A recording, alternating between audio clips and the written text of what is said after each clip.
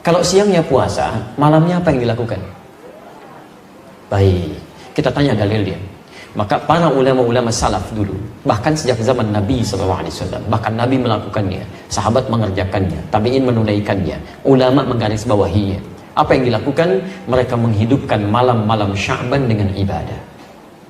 Malam-malam Sya'ban, apalagi kalau sudah masuk ke pertengahannya sampai akhirnya, karena mereka merasa waktunya sudah mau berakhir. Mereka hidupkan terus pertengahannya, akhirnya dan seterusnya. Tayyib, apa amalannya? Setidaknya ada 3 amalan untuk di malam-malam Sya'ban. Boleh dimulai dari malam ini, silahkan. Ya. Kita saling mengingatkan ya, boleh silahkan. Ya, untuk kabari yang lain ya. 1, sholat, memperbanyak sholat. 2, berinteraksi dengan Al-Quran, tilawah Al-Quran, mau baca, mau pahami kan, mau menghafal, merajaah, mengulang, silahkan. 3, memperbanyak doa dan istighfar, memperbanyak doa dan istighfar. 1, salat. 2, memperbanyak interaksi dengan Al-Quran. 3, memperbanyak doa dan istighfar. Salatnya ada 3 jenis yang bisa dikerjakan. 1, qiyamul lail. Qiyam al-lail, qiyamul lail. 2, tahajud. 3, witir. Qiyamul lail, tahajud, witir. Baik, kalau secara bahasa, qiyamul lail itu semua salat yang dikerjakan di malam hari. Salat pada malam hari. Tapi kalau spesifik istilah fiqih, qiyamul lail itu adalah salat yang dikerjakan pasca salat isya dan sunnahnya tanpa diawali dengan tidur terlebih dahulu. Jadi untuk membedakan dengan tahajud. Kalau qiyamul lail, Anda sudah salat isya, kemudian salat sunnah, lalu Anda salat di situ 2 rakaat, 4 rakaat, 6 rakaat, tutup dengan witir 1 rakaat atau 3 rakaat. Itu disebut dengan qiyamul lail. Di luar bulan Sya'ban, umumnya salat ini dikerjakan bagi orang yang belum tentu bangun di malam hari.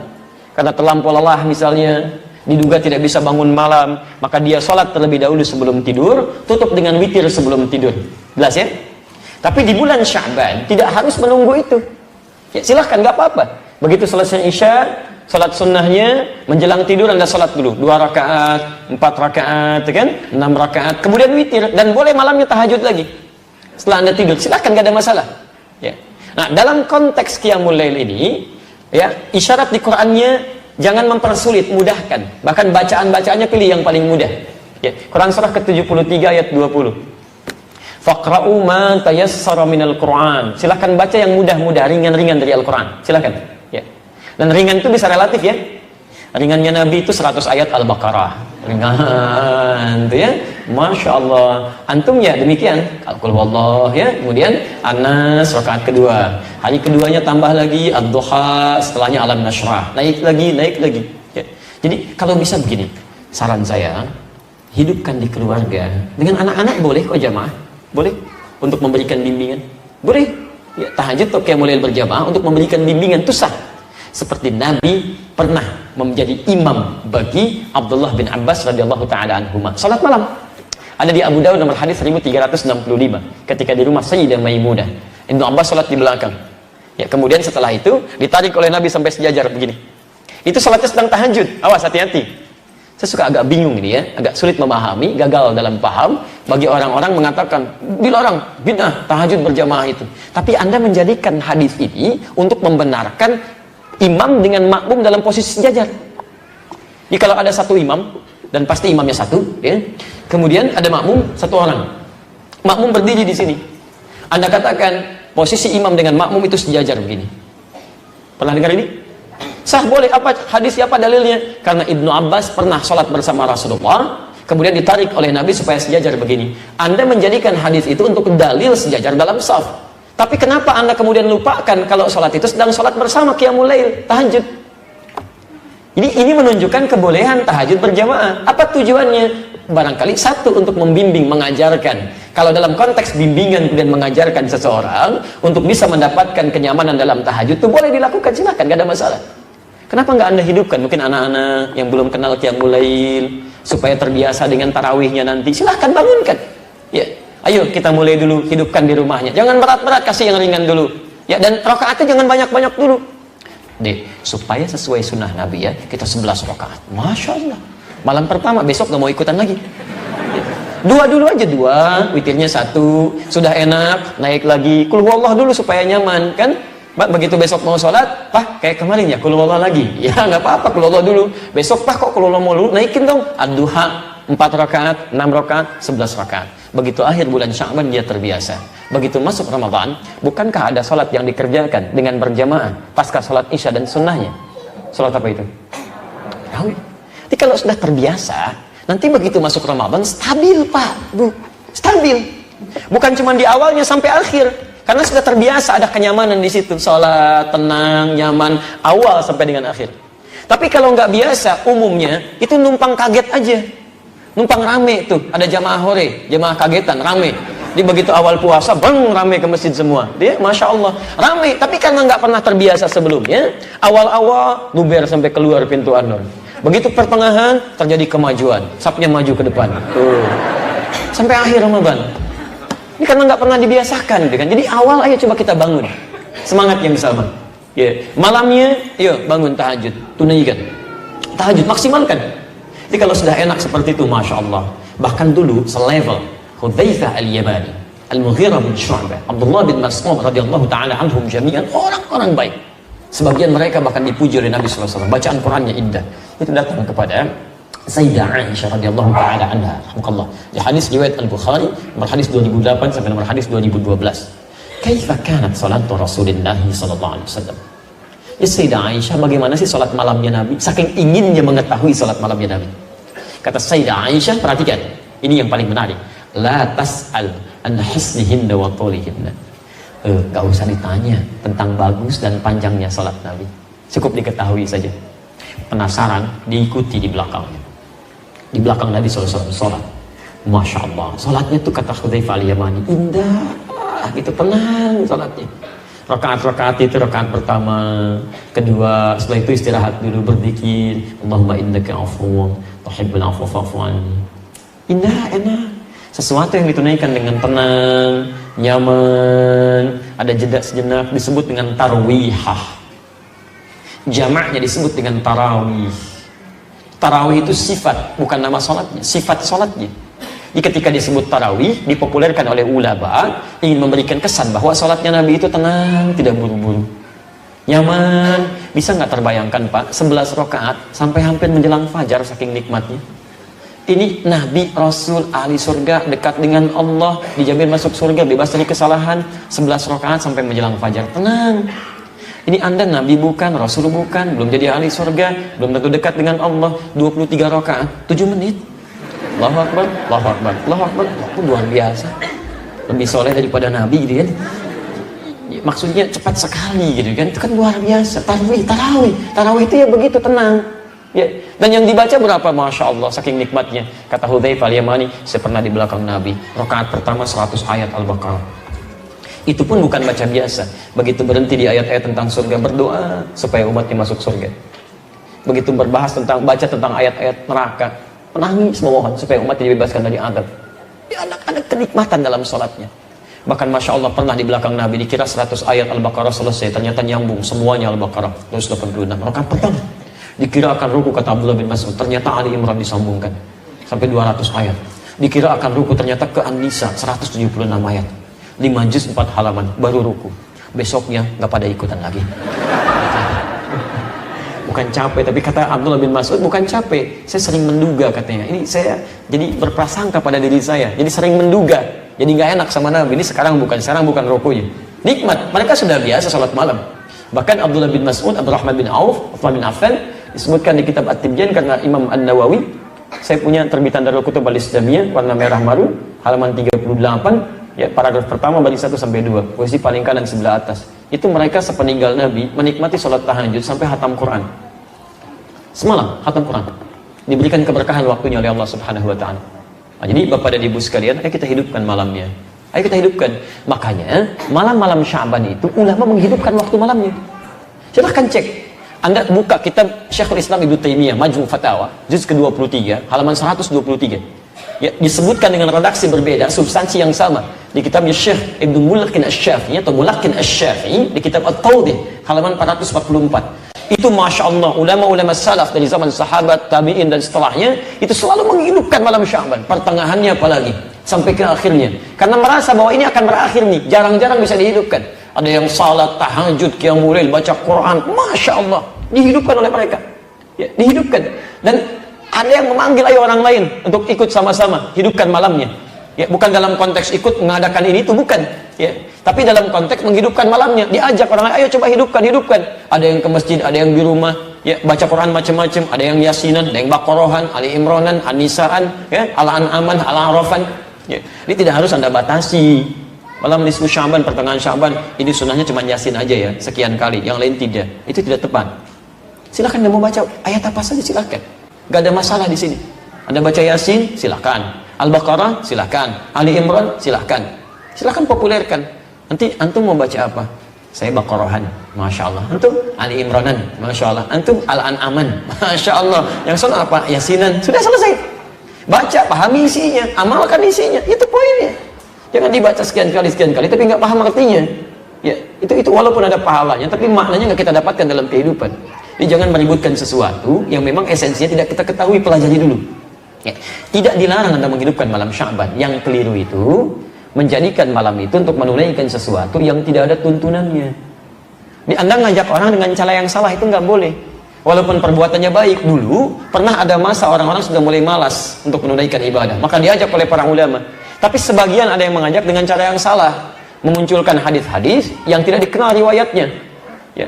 Pernah dengar ini, orang sholat di malam pertengahan Sya'ban, nisfu Sya'ban, sholatnya 100 rakaat, kan? Dan sholatnya begini, bacanya ini dapat pahala sekian. Pernah dengar? Ya, ada riwayatnya, dan itu bukan palsu hadisnya, bukan palsu, tapi palsu banget. Kan cuma Nabi nggak ada, di kitab hadis palsu pun nggak ditemukan, nggak ada, karena dulu nggak ada, gitu kan? Jadi Anda tidak dilarang kalau ingin menghidupkan malam Sya'bannya, tapi tidak harus melakukan sesuatu yang tidak ada dasar dalilnya. Itu aja poinnya. Ya, kalau ingin menunaikan ibadah silakan, gak ada masalah.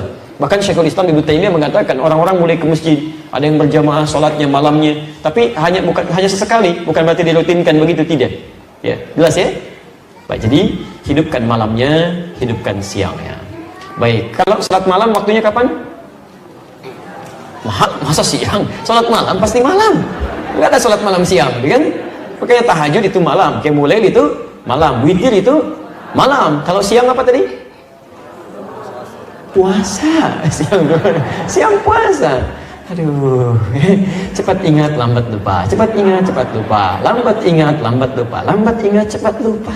Bagaimana tentang keterangan-keterangan hadis yang menyebar seputar keutamaan atau amalan-amalan di pertengahan Sya'ban, khususnya baik di malam Sya'bannya ataupun di siangnya. Penting kami sampaikan, setidaknya hadis-hadis seputar pertengahan Sya'ban kita bisa dapati ada satu yang kualitasnya sahih, ada satu yang kualitasnya dhaif, dan selebihnya umumnya palsu. Ya, selebihnya umumnya palsu. Saya ambil contoh yang palsu misalnya. Anda bisa temukan ini di kitab Ibnu Majah. Kalau punya kitabnya Sunan Ibnu Majah jilid pertama halaman 421, atau di Sunan Al-Baihaqi Syu'abul Iman jilid ketiga halaman 387, atau kalau Anda memiliki kitab Silsilah Al-Ahadits Ad-Dha'ifah karya Syekh Muhammad Nasiruddin Al-Albani, Anda bisa temukan di nomor hadis 2132. Baik, riwayat ini disampaikan oleh seorang bernama Ibnu Abi Sarba. Beliau mengatakan menerima dari Ibrahim bin Muhammad, beliau menerima dari Muawiyah bin Abdullah bin Ja'far, disampaikan dan disandarkan pada sahabat Ali bin Abi Thalib. Alhamdulillah. Hadisnya barangkali sangat populer, pernah Anda dengar. Idza kanat lailatun nisfi min Sya'ban, jika telah tiba malam pertengahan bulan Sya'ban atau malam atau di hari pertengahan Sya'ban, faqumu lailaha, maka hidupkan malamnya dengan banyak menunaikan salat. wasumu naharaha, dan siangnya lakukan dengan puasa. Faman min mustaghfirin, maka siapapun yang bermohon ampunan kepada Allah, maka Allah akan mengampuni orang yang memohon ampunan itu. Pernah dengar hadis ini? Itu statusnya palsu ya. Hadisnya palsu. Hadisnya palsu. Cacat palsunya ada pada seorang bernama Ibnu Abi Sarbah, orang pertamanya. Ini dinilai oleh para ulama hadis sebagai orang yang sering memalsukan hadis. Adapun yang dhaif Anda bisa temukan di Asnal Matalib jilid pertama halaman 84. Itu disandarkan pada Aisyah radhiyallahu anha bahwa satu kali beliau kehilangan Rasulullah sallallahu alaihi wasallam di malam pertengahan Sya'ban. Faqadtu Rasulullah sallallahu alaihi wasallam, dan itu bagian Rasulullah menginap di rumah beliau. Ya, diduga beliau sedang ada di tempat istri yang lain. Dicari oleh Aisyah, ternyata sedang ditemukan di Baqi'. Ya, beliau sedang berdoa kepada Allah Subhanahu wa taala agar sekiranya Allah berkenan mengampuni para muslim yang telah wafat di pemakaman Baqi'. Ya, maka Rasulullah menyampaikan, kata oleh Aisyah, hari ini Allah mengamati kepada manusia dan mengampuni orang-orang memohonkan ampunan. Ini statusnya dhaif, tapi juga disahihkan oleh Syekh Muhammad Nasiruddin Al-Albani.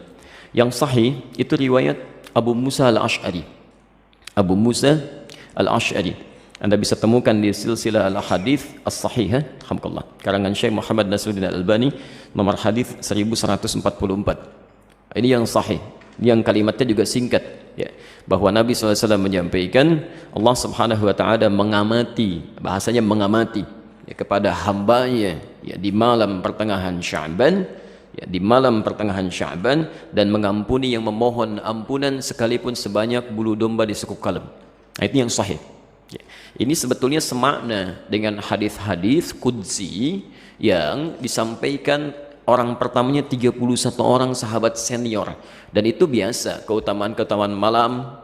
Misal yanzilu rabbuna tabaraka wa ta'ala, Allah kemudian ya menghamparkan rahmatnya ke langit dunia kepada hambanya setiap sepertiga malam. Itu tiap hari itu ya, sepertiga malam ya. Maka Allah kemudian berfirman, faqala ya ibadi, hambaku, siapa yang memohon kepadaku aku akan berikan, siapa yang meminta aku akan kabulkan. Faman istaghfara liya, dan siapa mohon ampunan faghafartu lahu, aku ampuni dia. Itu tiap hari, tiap hari. Jadi kalau Anda nggak minta itu rugi, dan hadisnya qudsi ya. Dan khusus untuk malam Sya'ban hadisnya berbeda, seperti tadi kami sampaikan dari Abu Musa Al-Ash'ari, itu dimulai di malamnya. Kalau tiap hari di penghujung malam. Nah, jadi ini yang sahih. Dan amalannya Nabi tidak menyebut spesifik. Karena itu sahabat itu banyak beramal saja ya. Ada yang kemudian salatnya qiyamul lail, yang tahajud ya. Ada yang banyak beristighfar, macam-macam. Dan tidak ada amalan spesifik. Nah, jadi kalau misalnya ada amalan-amalan spesifik menunjukkan di malam itu ya, itu sesungguhnya hadis-hadis yang disepakati oleh para ulama itu hadis palsu. Misal hadis yang mengatakan bahwa bangun di malam Sya'ban, tunaikan solat sekian rakaat, dibacakan dengan qul huwallah di awalnya dan sebagainya. Itu saking palsunya hadis itu, di kitab hadis palsu aja nggak ada. Ya, saking palsunya itu nggak ada. Ya. Itu dimunculkan kemudian dan disandarkan pada tabi'in bernama Khalid bin Ma'dan yang hidup di Damaskus pada saat itu. Beliau tidak melakukan itu. Beliau hanya menunaikan solat-solat sunnah malam, gitu ya. Qiyamul lail, tahajud, itu yang ditunaikan. Cuman orang salah menduga, gitu ya.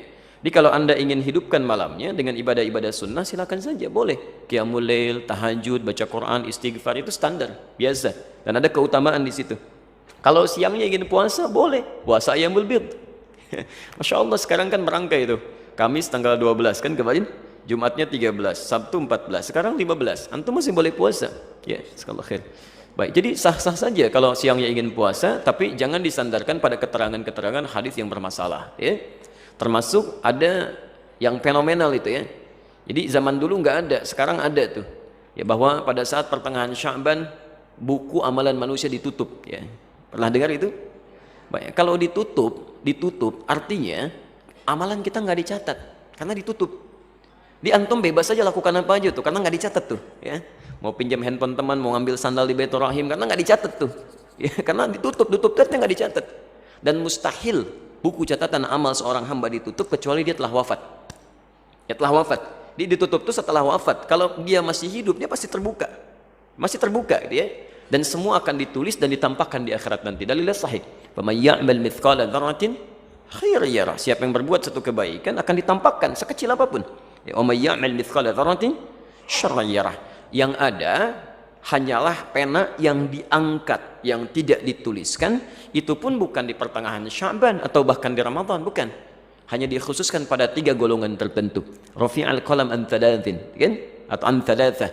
Diangkat pena, tidak dituliskan hisabnya dari 3 golongan. Anis sabiyyi hatta yahtalima, dari anak kecil sampai dia balik. Jadi kalau anak kecil tidak sholat, dia nggak dihisab oleh Allah sebelum dia balik. Itu diangkat penanya, tapi bukunya masih terbuka, catatannya ada. Dia. Tayyib. Kemudian siapa lagi?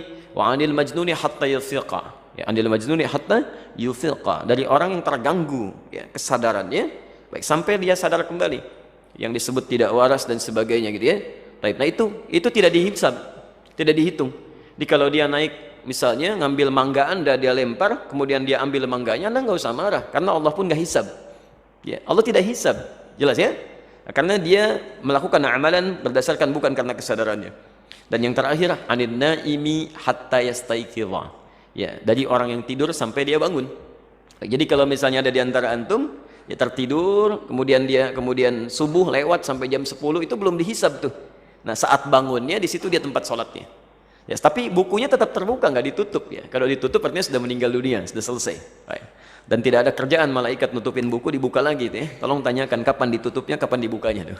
Oke. Jadi itu diantara amalan-amalan yang barangkali penting untuk disampaikan. Jadi tidak sepenuhnya keliru juga beramal di pertengahan Sya'ban, tapi juga tidak sewajarnya jika kita melakukan amalan yang tidak pernah ada dalilnya, ya sekaligus juga tidak ada ketentuan dan contohnya. Itu barangkali yang coba kita hindari. Kalau beramalnya silahkan, karena tuntunan umumnya ada, hadisnya dan sebagainya. Tapi amalan-amalan sunnah yang memang pernah diajarkan dan dicontohkan untuk dilakukan.